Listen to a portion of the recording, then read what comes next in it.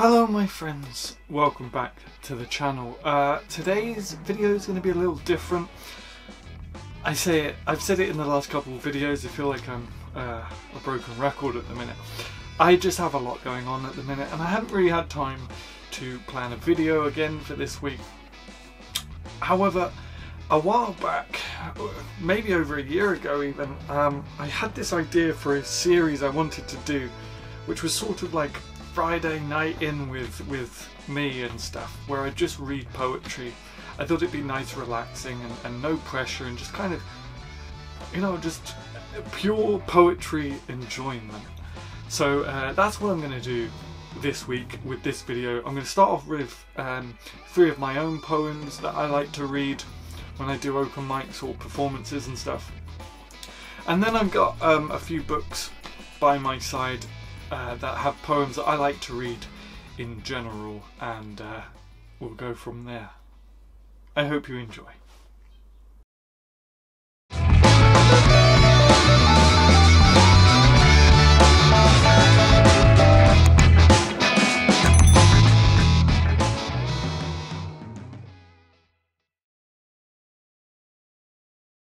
Okay, let's start off with some of my own poems. This one is going to be from The Random Ramblings of a Restless Mind, and it's called As I Lay Here with Discontented Heart. And I wrote it one early morning about 3 AM, which seems to be some sort of mystical hour of the morning where people just can't sleep, and apparently it's witching hour and the ghosts are about, and creatives always seem to be awake at 3 AM and writing or painting or whatever their art form is at 3 AM. Anyway, long explanation. I wrote this whilst laying in bed at that time, looking at the moon. As I lay here with discontented heart and restless mind once more, in the early hours morn belonging to the poets and painters, philosophers and deep thinkers, the lovers and the loners, my soul cries out for beauty. Be it from within me, or out amongst the glimmering stars beyond my window. I think quietly of my life's problems, mistakes and missions, my life's loves and its undeniable hates. All I want to do now is write. My body must rest, but my brain fights. 'Tis now the creative hour, the time our souls leap out from their cages of fleshy carcass and sweep up gloriously into the night sky, fondly frolicking with one another, creating starry, joyful madness, never to be witnessed by the sleeping mortal. Oh, the elation of such feisty supernatural festivities! Swirling and swirling, refusing to leave the spectral world to conjoin with the flesh and bones of their mortal master. But all too soon sunrise doth come, and whilst the artists finally drift off into deep sleep, unwittingly enjoying their genius's good time, the regular world must shift back into consciousness, to keep the world spinning in its regular routine. And that is As I Lay Here with Discontented Heart from my collection The Random Ramblings of a Restless Mind. Sorry if this isn't too relaxing for you, that was a bit of a lively reading. A Poet Through the Night. Now this is taken from Blue Streak. There is a theme here. I'm making my way through each collection. This is from Blue Streak, from when this was blue and not blonde, and it's of the same theme of sleeplessness as a creative, I guess. A Poet Through the Night. I'm up through the night if I don't write. It's like a beast inside of me roaring and clawing to get free. I'm up through the night if I don't write. My blood thickens and my brain cries, my hands sweat and my heart dies. I'm up through the night if I don't write. My hands jitter and shake, which keeps me awake. I itch and scratch and my mind won't settle until I flick on the kettle and reach for my quill. I'm up through the night once I start to write. And that was A Poet Through the Night from Blue Streak. Okay, a lot of you have heard this one.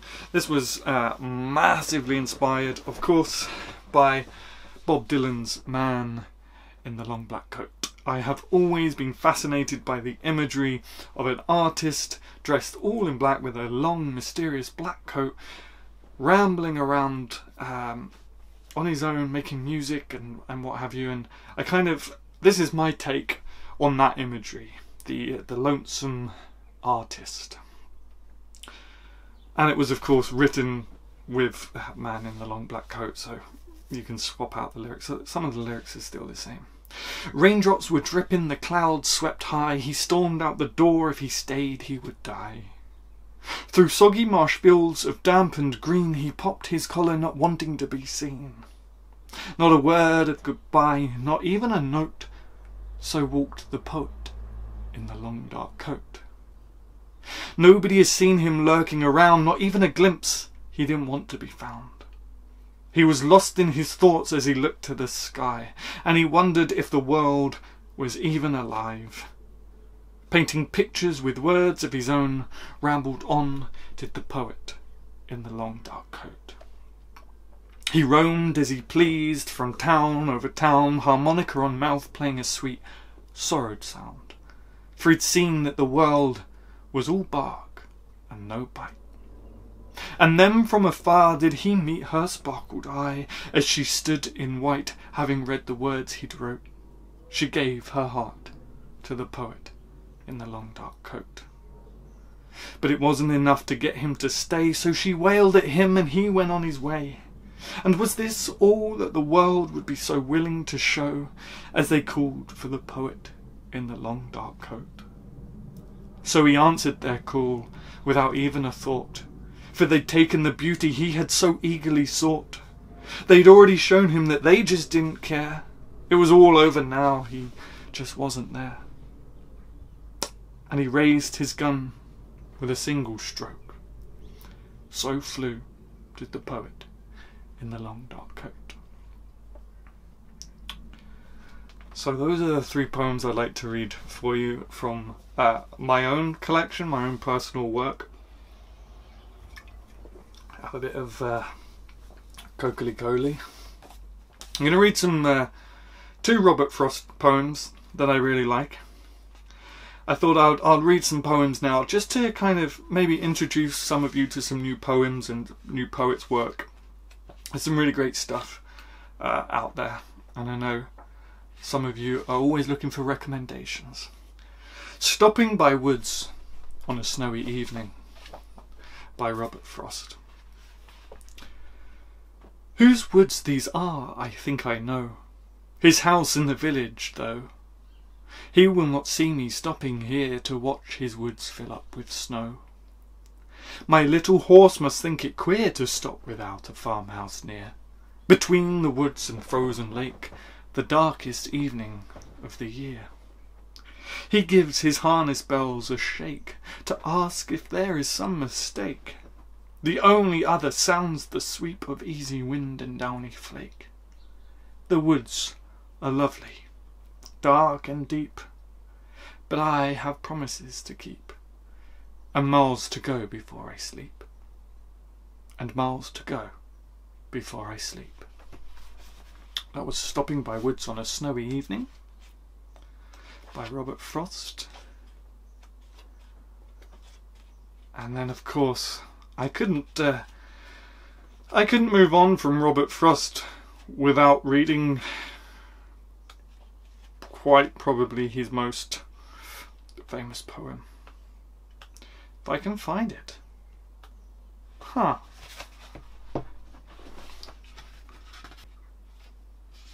Stopping by Woods on a Snowy Evening. I always thought it was after that. Okay.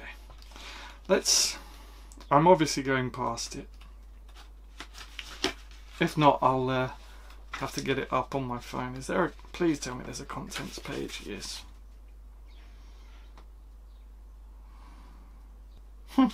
Okay, I'm going to just read it on my phone if you guys don't mind.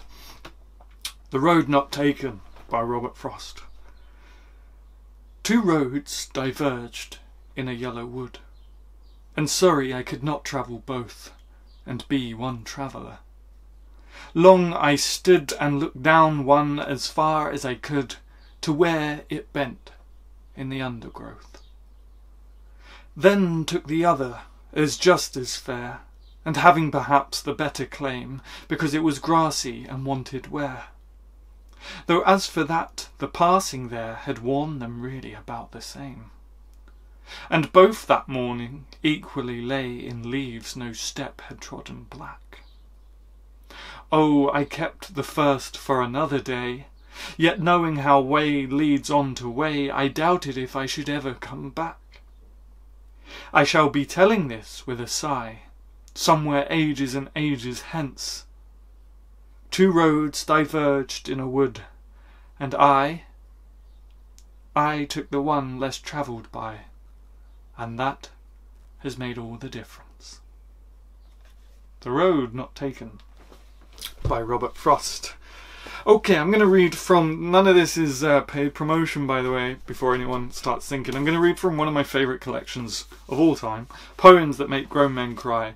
It's full of some very sad poems. But I love reading from it. In fact, it's actually falling apart because I use it so often.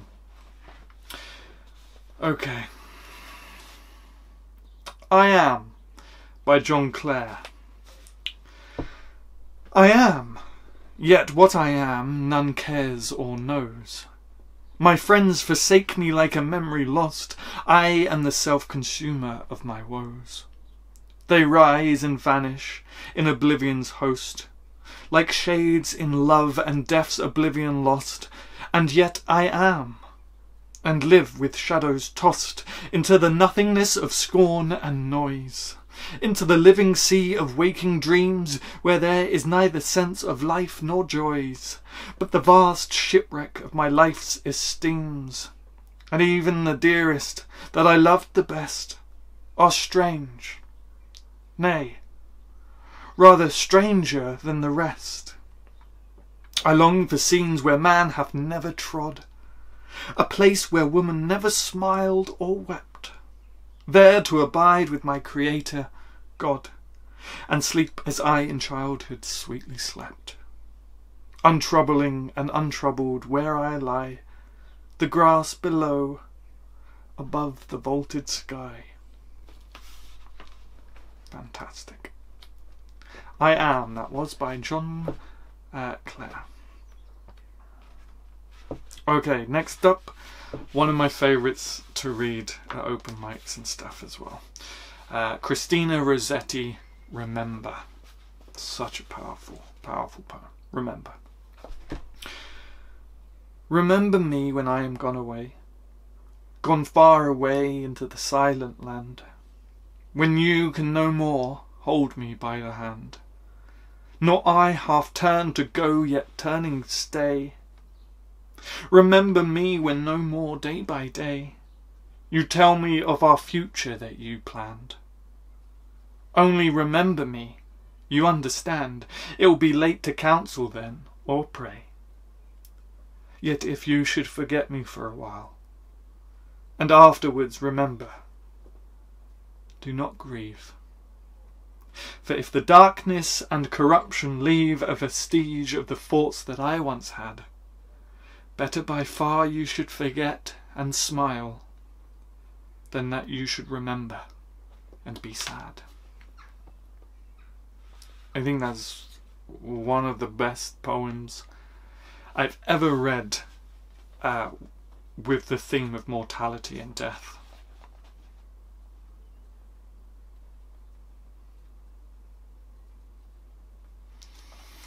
I'm going to read one more. I've got to find it from the contents page.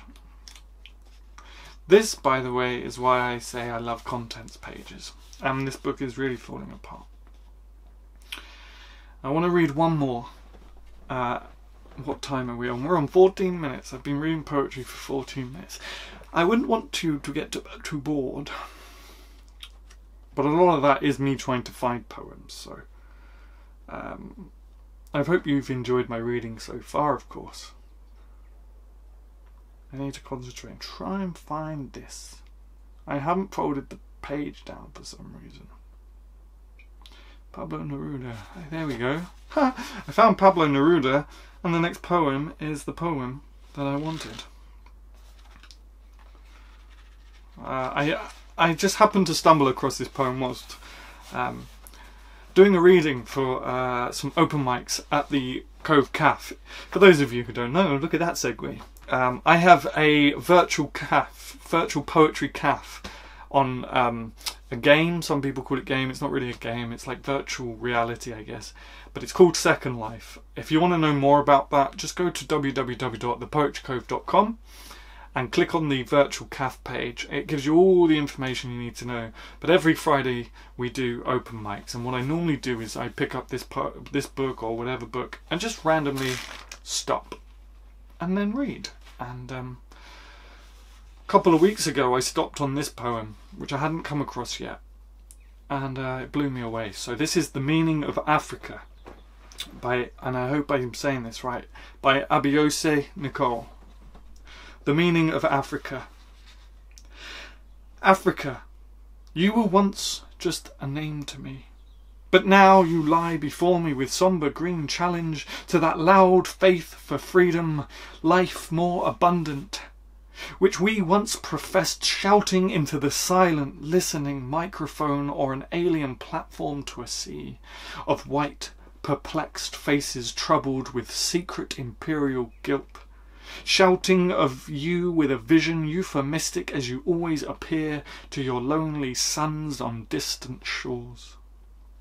Then the cold sky and continent would disappear in a grey mental mist, and in its stead the hibiscus blooms in shameless scarlet and the bougainvillea in mauve passion entwines itself around strong branches. The palm trees stand like tall, proud, moral women, shaking their plaited locks against the cool, suggestive evening breeze. The short twilight passes. The white full moon turns its round gladness towards the swept open space between the trees. There will be dancing tonight, and in my brimming heart plenty of love and laughter. Oh, I got tired of the cold northern sun, of white, anxious, ghost-like faces, of crouching over heatless fires in my lonely bedroom. The only thing I never tired of was the persistent kindness of you too few, unafraid of my grave, dusky strangeness.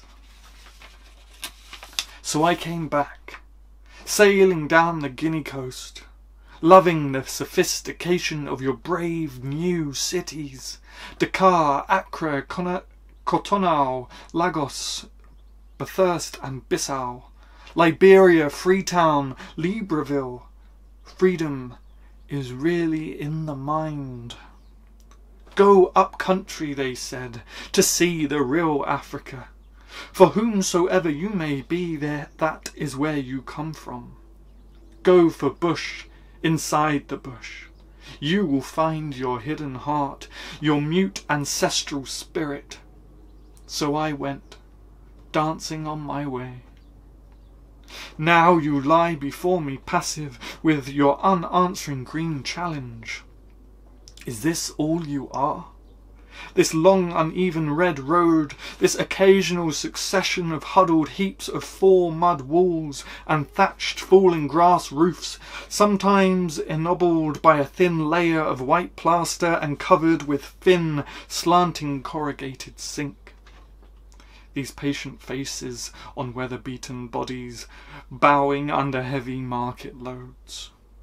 The pedalling cyclist wavers by on the wrong side of the road, as if uncertain of his new emancipation. The squawking chickens, the pregnant she-goats lumber awkwardly with fear across the road, across the windscreen view of my 4-cylinder kit car. An overloaded lorry speeds madly towards me, full of produce, passengers, with driver leaning out into the swirling dust to pilot his swinging, obsessed vehicle along. Beside him on the raised seat, his first-class passenger, clutching and timid, but he drives on at so many miles per hour, peering out with bloodshot eyes, unshaved face and dedicated look. His motto painted on each side, Sunshine Transport. We get you there, quick, quick. The Lord is my shepherd. The red dust settles down on the green leaves. I know you will not make me want, Lord. Though I have reddened your green pastures, it is only because I have wanted so much that I have always been found wanting. From south and east and from my west, the sandy desert holds the north. We look across a vast continent and blindly call it ours. You are not a country, Africa. You are a concept, fashioned in our minds, each to each, to hide our separate fears, to dream our separate dreams, only those within you who know their circumscribed plot, until it well with steady plough can from the harvest then look up to the vast blue inside of the enamelled bowl of sky which covers you and say, this is my Africa, meaning I am content and happy. I am fulfilled. Within, without and round about I have gained the little longings of my hands, my loins, my heart, and the soul that follows in my shadow. I know now that is what you are, Africa. Happiness, contentment, and fulfillment, and a small bird singing on a mango tree. Thank you so much for watching. I hope you enjoyed me reading some poetry for you for a little while. I'm sorry it's not a big how-to video, it's not an in-depth look at some sort of poetry form, but I hope you enjoyed it nonetheless, and thank you for joining me. One quick announcement: I've already mentioned the Poetry Cove in our virtual cafe, but the Poetry Cove radio is well under development now, and we're finally open for submissions. If you don't know about the Poetry Cove radio, it's going to be a 24-hour digital online poetry radio where it's just going to stream people reading poets, poets reading poetry, people reading their poetry for 24 hours. There will be obviously shows and interviews and podcasts, but for the most part it's just going to be a radio that plays poetry around the clock. If that sounds like something that you might be interested in taking advantage of, and you'd like your poem and you reading your poem to be on air, to be listened to from across all walks of life, all angles of the globe, go to www.thepoetrycove.com